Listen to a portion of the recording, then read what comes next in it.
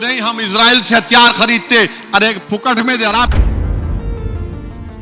कोई भी देता हथियार आपको, क्या फ्री में बांट रहा हूं ने? आइडियोलॉजी एक ही है, ज़ायनिज्म की और जो आरएसएस की आइडियोलॉजी है, नफरत के ऊपर है वो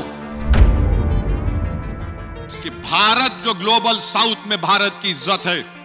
इंसाफ का तकाजा यह है कि हम इजरायली हुकूमत जो यूरोप में और अमेरिका में भी लोग इससे चिढ़ते हैं, उनको हम आइसोलेट करने के बजाय आप जाकर कहें कि India stands with strong conviction with Israel for what? 31 दिसंबर 1973 को बंबई के इजरायली कॉन्सुलेट से कौन मिलता है? नाथूराम गोडसे का भाई गोपाल गोडसे, कि ये मुसलमानों से नफरत करते हैं, इसीलिए हम इनसे मुलाकात कर रहे हैं। कि इजराइल का जो कॉन्सुलेट जनरल था वो जनसंघ के एमपीज को बोला कि पार्लियामेंट में आप सवाल उठाओ ताकि आप उस वक्त की हुकूमत को एम्बैरस कर सकें। इजराइल से जो उनकी मोहब्बत है वो सिर्फ आइडियोलॉजी की बुनियाद पर है।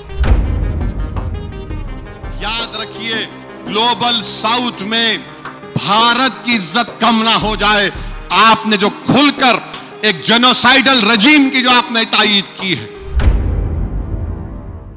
और ये तमाम बीजेपी आरएसएस के लोग बोल रहे हैं हम इजराइल से हथियार खरीदते, अरे फुकट में दे रहा, 20 बिलियन का हथियार खरीदे अब 2020 से 24 तक, कोई भी देता हथियार आपको, क्या फ्री में बांट रहा हूं ने? 20 बिलियन का हम हथियार खरीदे इजराइल से, तो क्या हथियार फिर खरीद के क्या करेंगे आप? ठीक है, देश की सुरक्षा के लिए, डिफेंस के लिए होगा, मगर आप इतने भी तो कमजोर नहीं हैं कि आप उनको याद दिला सकें। मुल्क से बाहर जाते तो आप बोलते कि मैं गांधी के मुल्क से आया हूं, मैं गांधी के मुल्क से अगर आया हूं तो फिर इजराइल की दहशतगर्दी पर कुछ तो बोलते।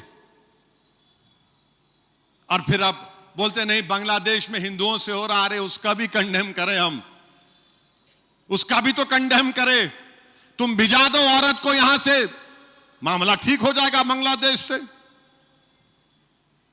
मगर जो जुल्म फलस्तीनियों पर हो रहा है, और आपको बता रहा हूं, देश मुल्क के वजीर आजम इजराइल से जो उनकी मोहब्बत है वो सिर्फ आइडियोलॉजी की बुनियाद पर है। और क्यों है मैं बताता हूं आपको। मैं एक मैगजीन पढ़ रहा था, कैरावान मैगजीन है, उसमें उन्होंने कहा कि 1965 में 1965 में एक इजराइल का कौंसल जनरल उस वक्त बंबई में बैठता था, उसका नाम था पेरेट्स गॉर्डन। उस पेरेट्स गॉर्डन ने उस वक्त की बीजेपी का पहला नाम जो था वो जनसंघ था, उनके नुमाइंदों से मिलता था, और वो लिख रहा है डिप्लोमेट कि ये मुसलमानों से नफरत करते हैं, इसीलिए हम इनसे मुलाकात कर रहे हैं। फिर 66 में उनकी फॉरेन मिनिस्ट्री ने कहा, इजराइल की इंटेलिजेंस एजेंसी उनसे कांटेक्ट में थी, जनसंघ के लोगों से, और फिर उन्होंने ये भी लिख दिया कि कोई साहब थे जनसंघ के मनोहर लाल सोंधी, उनका भी बड़ी मोहब्बत की बातें लिखी गई उनके बारे में। और फिर उसमें यह भी लिखा गया, माने ये सब इजराइल से उनके तमाम चीजें निकली हैं। वो डॉक्यूमेंट्स में कहा गया कि इजराइल का जो कॉन्सुलेट जनरल था वो जनसंघ के एमपीज को बोला कि पार्लियामेंट में आप सवाल उठाओ ताकि आप उस वक्त की हुकूमत को एम्बैरस कर सकें। और सुनिए, 31 दिसंबर 1973 को बंबई के इजरायली कॉन्सुलेट से कौन मिलता है? नाथूराम गोडसे का भाई गोपाल गोडसे। गोपाल गोडसे मिलता है और वो खुलकर बोल रहा है कि मुसलमानों से मैं नफरत करता हूं। और वो बोलता है कि क्या इजरायली एम्बेसी या कॉन्सुलेट मुझे मदद कर सकती है, मैं प्रिंट करना चाह रहा हूं, ये नफरत के पैगाम को प्रिंट करना चाह रहा हूं। तो ये पुराना रिश्ता है इन लोगों का, बहुत पुराना रिश्ता है। ये मुल्क के मफाद में है कि हमको बता दो आप कौन क्या कैसे मुल्क के मफाद में है। पूरा ग्लोबल साउथ जो है वो आज परेशान है, वो फिक्रमंद है कि भारत के वजीर आजम क्या कर रहे हैं। कहां गया हमारा मल्टी अलाइनमेंट की पॉलिसी, कहां गया मल्टी अलाइनमेंट की पॉलिसी? कौन पूछ रहा है? अरे ईरान पर हमले करने की तैयारी हो रही है, वजीर आजम बोलते ना जंग मत नहीं होना चाहिए। रशिया गए तो रशिया से कहा कि देखो जंग नहीं होना, जंग खत्म होना। यहां पर भी तो बोल सकते थे आप, यहां पर भी तो बोलना चाहिए था आपको। आप तो विश्व गुरु है ना, आप क्यों नहीं बोले?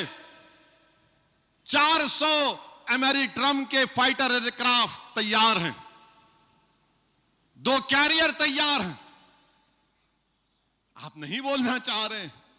याद रखिए ग्लोबल साउथ में भारत की इज्जत कम ना हो जाए। आपने जो खुलकर एक जेनोसाइडल रजीम की जो आपने तायीद की है, इसमें नेशनल इंटरेस्ट क्या है बताओ हमको? हथियार कौन नहीं बेचता? आपको हथियार खरीदने सब बेचने तैयार है। आइडियोलॉजी एक ही है, जायनिज्म की और जो आरएसएस की आइडियोलॉजी है, नफरत के ऊपर है वो। लोग पूछते हैं आपको क्या क्या पड़ी फलस्तीन से? अरे मेरे भाई, वो मुसलमानों का तीसरा बड़ा रिलीजियस प्लेस भी है और वो इंसाफ का इशू है। गांधी ने क्या कहा था उसके बारे में तुमको मालूम? महात्मा गांधी ने क्या कहा था? महात्मा गांधी ने क्या कहा था मैं आपको सुनाता हूं। महात्मा गांधी ने कहा था, उस मैगजीन में लिखा गया, महात्मा गांधी ने उस मैगजीन में तारीफ की थी, कहा कि इलाका फलस्तीनियों का अरबों का है। आप उसको भूल गए। नेहरू ने भी कहा था, मगर अफसोस के साथ कहना पड़ता है कि 62 में जंग हुई तो नेहरू ने इजराइल से हथियार लिया था। राजीव गांधी वजीर आजम थे, मिले जाके। ये मैं नहीं ये कह रहा, आर्टिकल कह रहा है, तो लोग बोलेंगे नो शुरू हो गए।